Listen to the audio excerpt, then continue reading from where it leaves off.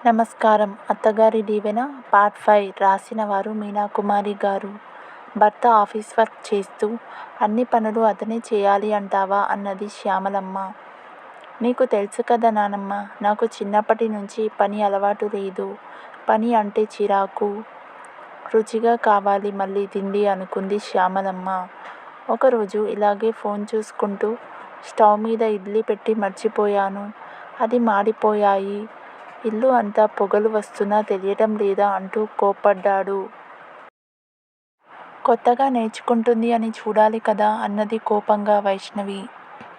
నువ్వు అసలు నేర్చుకోవాలని అనుకోవట్లేదు కదా అనుకున్నది మనసులో శ్యామలమ్మ. బయటకు వెళ్ళి హోటల్లో తిందామంటే నచ్చదు అన్నది వైష్ణవి. అంటే వారానికి ఒకసారి సరదాగానా అన్నారు శ్యామలమ్మ. మా ఇంటి పక్కనే పెద్ద మెస్ ఉంది. రోజు ఉదయమే కొద్దిగా టిఫిన్ అక్కడి నుంచి తెచ్చుకుందామంటే వినడు. టిఫిన్ కోసం 200 రూపాయలు ఖర్చు పెట్టాలా రోజు? పైగా వారు ఎలా చేస్తారో శుభ్రం లేకుండా అంటాడు నానమ్మ అన్నది వైష్ణవి. మరి నిజమే కదా అనుకుంది శ్యామలమ్మ.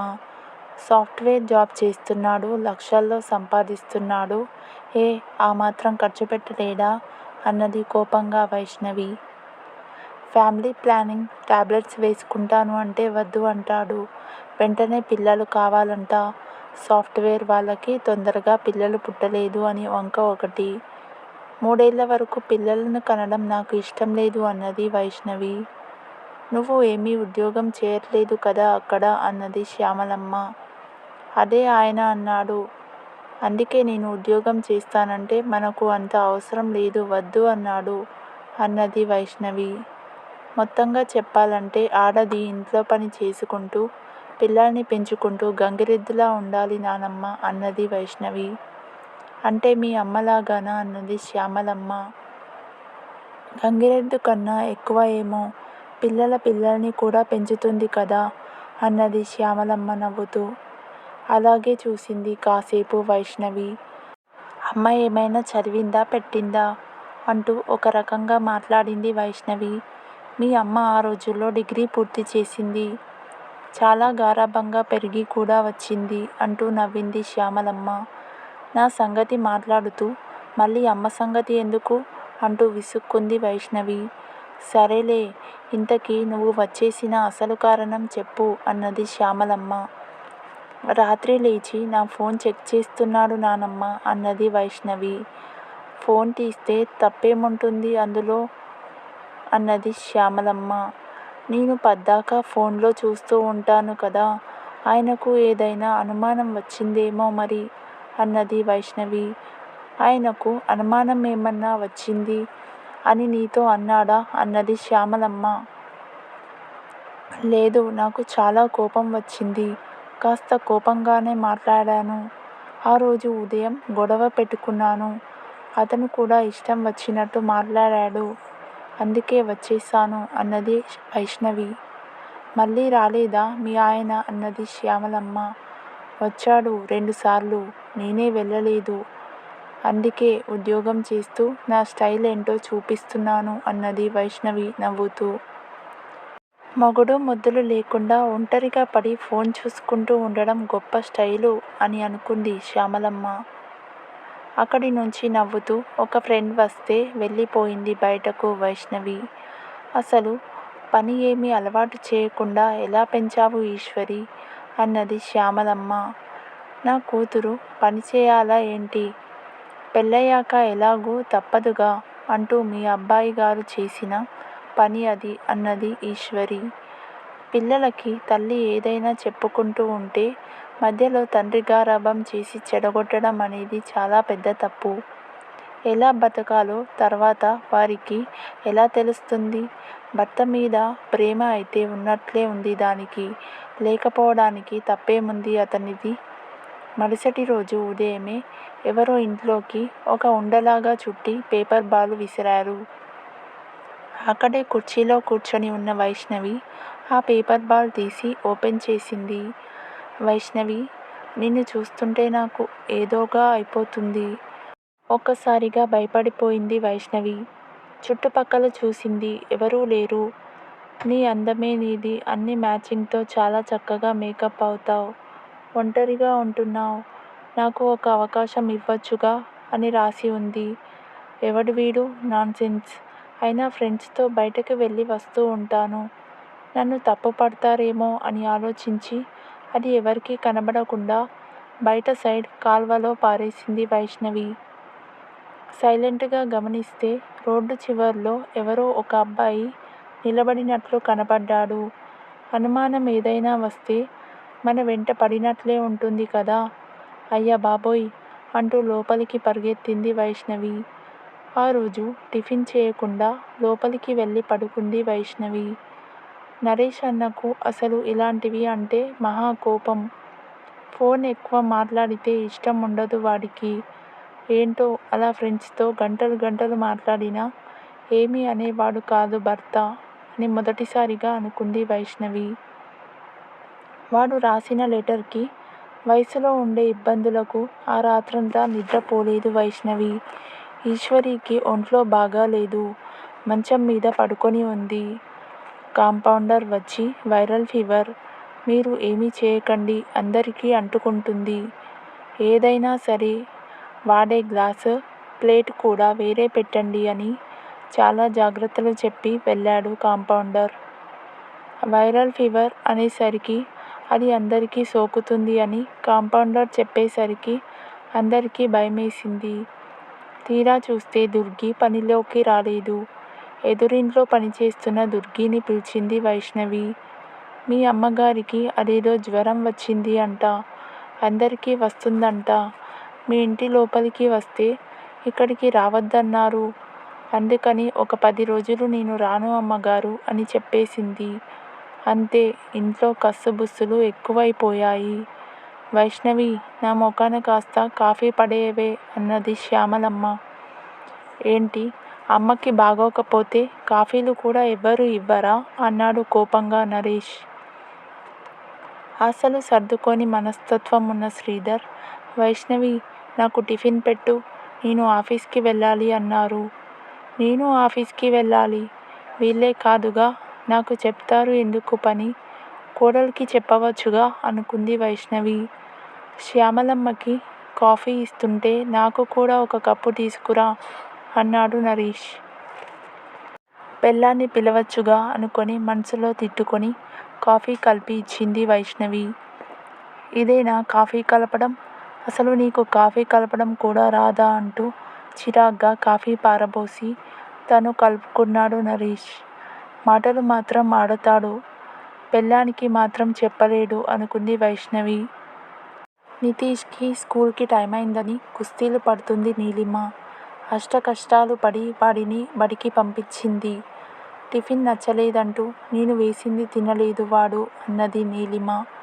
ఈ పిండిలో ఇంత ఉప్పు కలిపారు, ఉప్పు బాగా ఎక్కువైపోయింది దోశలలో, వాడు ఏం తింటాడు ఇక అన్నారు శ్రీధర్. మీ అమ్మకు కాస్త కాఫీ కలిపి అక్కడ పెట్టి రాపోయావా అన్నది శ్యామలమ్మ. నేను కలుపుతుంటే ఎవరికీ నచ్చడం లేదు మరి, ఆమె ఎలా తాగుతుందో అన్నది వైష్ణవి. ఎలా కలపాలో నేర్చుకొని కలిపి ఇవ్వాలి కానీ అది ఏంటి అలా మాట్లాడతావు అన్నారు శ్యామలమ్మ. ఏదైనా మంచి ఆహారం ఇస్తూ కరెక్టుగా బిళ్ళలు వేస్తే కాస్త తగ్గుతుంది త్వరగా, ఇబ్బంది లేకుండా పోతుంది మీకు అన్నది శ్యామలమ్మ. ఇంతలో వైష్ణవి మీదకి ఇంకో పేపర్ బాల్ వచ్చింది. అటు ఇటు చూసి గబుక్కున ఆ పేపర్ బాల్ని పక్కకు తీసుకువెళ్ళింది వైష్ణవి. రాత్రంతా నిద్ర పట్టలేదు. నిన్ను చూస్తూ నేను అలా ఉండలేను, ఈరోజు నిన్ను ముద్దు పెట్టుకుంటాను అని ఉంది. ఏమొచ్చింది వీడికి, అసలు ఎవడు వీడు నా ప్రాణానికి శనిలా దాపరించాడు అని తిట్టుకుంది వైష్ణవి. ఒకసారి అలాగే సిటీలో భర్తతో నడుస్తూ ఉంటే పక్కన ఎవడో డాష్ ఇచ్చి వెళ్ళాడు. అంతే, విపరీతమైన కోపం వచ్చేసింది శ్యామ్కి. 2 చెంపదెబ్బలు వేశాడు కోపంతో. చుట్టుపక్క వాళ్ళు గుమిగూడేసరికి పారిపోయాడు భయంతో వాడు. ఇది ఎక్కడ తంటరా బాబు, ఈ మాట ఎవరికి చెప్పినా నన్ను తిడతారు. ఇంట్లో వాళ్ళ సంగతి చిన్నప్పటి నుంచి చూసేది కదా, ఆడవాళ్ళను తప్పు పడతారు ఎవరైనా. ఇది ఒక సాకుగా తీసుకొని భర్తని వదిలి వచ్చానని మళ్ళీ ఉపన్యాసాలు మొదలు పెడతారు. అని అనుకుంటున్న వైష్ణవికి మనసులో చాలా భయంగానే ఉంది. సమయానికి మోటార్ వేయలేదు కాబట్టి ట్యాంకులో నీళ్లు లేవు. కరెంట్ కూడా పోయింది. అష్టకష్టాలు పడి బావిలో నీళ్లు తోడుకొని, నీళ్లు స్టవ్ మీద పెట్టుకొని, కాచుకొని మరీ స్నానాలు చేసి, టిఫిన్ పిండి కూడా ఉప్పుగా అయ్యేసరికి చేసేదేమీ లేక బయట తెప్పించుకొని తిని శ్యామలమ్మ గారికి పెట్టి, అదే టిఫిన్ వాళ్ళ అమ్మ రూంలో దూరంగా పెట్టి వచ్చింది వైష్ణవి. వైరల్ ఫీవర్ అనేసరికి నీలిమ అసలు అత్తగారి గదిలోకి వెళ్ళలేదు. తమ పనులు తాము చేసుకోలేక చిరాకుగా ఉన్నారు అందరూ. ఇల్లు చూస్తే ఎక్కడివక్కడ అంట్లు ఎక్కడివక్కడ పడేసి ఉన్నాయి. అందరూ వెళ్ళిపోయారు అని తెలిసి ఈశ్వరి బయటకు వచ్చింది. అంట్లు దగ్గరికి వెళ్ళబోతుంటే, నా మీద ఒట్టు వేశావు, మర్చిపోయావా ఈశ్వరి అంటూ నవ్వింది శ్యామలమ్మ. ముందుగా దేవుడికి అట్లు వేసి పెడదామని కొంత పిండి తీసా అంటూ అట్లు వేశారు శ్యామలమ్మ. అత్తా కోడళ్ళు ఇద్దరూ శుభ్రంగా తిని కాఫీలు కూడా తాగారు. ఇంట్లో ఏ వస్తువు తాకవద్దు, అలాగే ఉంచు అని చెప్పింది శ్యామలమ్మ. అలా 2 రోజులు గడిచేసరికి ఒక్కొక్కరికి తిక్క ఎక్కువైపోయింది. పని చేసుకోలేక నీలిమ చిరుబురులాడుతూ మొదలుపెట్టింది. నీలిమను కోప్పడ్డాడు నరేష్. శ్రీధర్ అయితే చిందులు తొక్కుతూ ఉన్నాడు వైష్ణవి మీద. వైష్ణవి పరిస్థితి అందరిలో ఆ ఇంట్లో కుడితిలో పడ్డ ఎలుకలా తయారైంది. నితీష్ ఎవరికీ ఏమీ రాదు, అన్నీ నానమ్మనే చేస్తుంది అంటూ చిన్న పిల్లవాడు అయినా కరెక్టుగా మాట్లాడాడు. ఆ మాటకు ముసిముసిగా నవ్వు వచ్చింది శ్యామలమ్మకు. పక్కకు తిరిగి నవ్వుకుంది. ఏంటిరా, ఆకలి వేస్తుంది అన్నది శ్యామలమ్మ. క్షమించమ్మా, లేటైపోతున్నట్టుంది పాపం నీకు అని బాధపడ్డాడు శ్రీధర్. నాదేముంది లేరా, నీ భార్య సంగతి మరీ ఘోరంగా ఉంది. అదేమో వైరల్ ఫీవర్తో బాధపడుతుంది. బాగా తిండి పెట్టమన్నారు, ఎవరూ పట్టించుకోవడం లేదు దాని సంగతి. అది మరీ వీక్ అయిపోతే తర్వాత అసలు పని చేయలేదు అని చెప్పింది శ్యామలమ్మ. నిజమే, ఇంత పని ఒక్కతే ఎలా చేస్తుందో ప్రతిరోజు. అంటే ఇంట్లో ఒక్కరు కూడా ఏ పని చేయరు అన్నమాట అనుకున్నాడు శ్రీధర్. నరేష్, అమ్మ అన్నీ ఓర్పుగా చేస్తుంది కాబట్టి సరిపోతుంది, లేకపోతే ఇలాంటి ఆడదానితో అస్సలు వేగలేను అనుకున్నాడు భార్యని చూసి. నీలిమ, భగవంతుడికి తండ్రి, మా అత్తగారికి తొందరగా జ్వరం తగ్గేలాగా చూడు, నేను చేయలేను ఈ పనులని అని దండం పెట్టుకుంది. నరేష్ తల్లికి టిఫిన్ తెచ్చి ఇచ్చి వెళ్ళాడు. ఆ బయట టిఫిన్ వల్ల అందరికీ పొట్టలో తేడా చేసింది పాపం. ఆ రోజు ఆఫీస్కి వెళ్ళలేకపోయింది వైష్ణవి. కడుపులో బాగాలేదు, మనసులో భయం, వాడెవడో వెంట పడతాడు అని. నరేష్, నీలిమ పిల్లవాడిని స్కూల్కి పంపించి వెళ్ళిపోయారు. పిల్లవాడు హోంవర్క్ చేయలేదని, స్కూల్ బుక్స్ సరిగ్గా తెచ్చుకోలేదని స్కూల్ వాళ్ళు నరేష్కి ఫోన్ చేసి కంప్లైంట్ ఇచ్చారు. భార్యను తిట్టాడు నరేష్. పిల్లవాడిని కనగానే సరికాదు, వాడు ఎలా చదువుతున్నాడు ఏంటి అని కూడా చూసుకోవాలి అంటూ. నేను ఒక్కదాన్నే కన్నానా, నీకు మాత్రం బాధ్యత లేదా ఏంటి? నేను ఆఫీస్కి వెళ్ళి పని చేస్తున్నాను గొడ్డులాగా అన్నది నీలిమ. అంత కష్టపడి పని చేయడం ఎందుకు అమ్మా, నువ్వు పని చేయకపోతే ఇల్లు గడవదా ఏంటి అన్నారు శ్యామలమ్మ. ఆ మాటలు వింటూ అందరికీ నిజమే అని అనిపించింది. అవును, నేను కష్టపడ్డ డబ్బులు కూడా నా పేరున బ్యాంకులో వేసుకుంటున్నాను అనుకున్నది వైష్ణవి. అలాగే అన్నా వదిన కష్టపడిన డబ్బులు కూడా వారు ఫ్లాట్కు లోన్కి కట్టుకుంటున్నారు అని ఎవరికి వాళ్ళే తలుచుకొని ఆఫీస్కి ఎందుకు వెళ్తున్నాము అని ఎవరికి వారే అర్థం చేసుకొని మెదలకుండా ఉండిపోయారు. వాడెవడు ఈరోజు ముద్దు పెట్టుకుంటాను అని రాసి చచ్చాడు నా ప్రాణానికి, అమ్మో అని భయం పట్టుకుంది వైష్ణవికి. టీవీ పెట్టింది వైష్ణవి. తన ప్రేమను ఒప్పుకోలేదని అమ్మాయి ముఖం మీద యాసిడ్ పోసిన అగాంతకుడు. చూపించిందే పదే పదే చూపిస్తూ ఉండేసరికి వైష్ణవికి పిచ్చి పట్టింది. వెంటనే మార్చేసింది. ఏంటో పెట్టవే చూద్దాం అన్నారు శ్యామలమ్మ వచ్చే నవ్వు ఆపుకుంటూ. ఏం చూస్తావులే నానమ్మ అన్నది వైష్ణవి. లోపలికి వెళ్ళిపోయింది. ఫోన్లో భర్త ఫోటో చూసుకుంది. ఆయన దగ్గర ఉంటే ఎంతో ధైర్యంగా ఉండేది. ఇక్కడ ఎంతమంది ఉన్నా కూడా ఏదో భయం. ఈ విషయం వాళ్లకు చెప్పలేకపోతున్నాను. కొంపదీసి వాడు ఇంటికి వచ్చి నా మీద పడతాడా? కిటికీ లోపల నుండి ఇంకో పేపర్ బాల్ వైష్ణవి గుండెల మీద పడింది. ఈ రాత్రికి నీ పని ఖాళీ. నా చేతిలో లేకుంటే రేపు ఆఫీస్కి వచ్చేయ్. నిన్ను చూడక ఈరోజు నాకు అంటూ పిచ్చి పిచ్చి మాటలు అన్నీ రాశాడు. బయటకు వెళ్ళి చూసి ఎవరూ కనపడలేదు ఏంటి? మాయ. అమ్మో రేపు ఆఫీస్కి వెళ్ళను నేను అనుకొని ఆ రాత్రి శ్యామలమ్మ గారిని తన దగ్గర పడుకోబెట్టుకుంది భయంతో వైష్ణవి.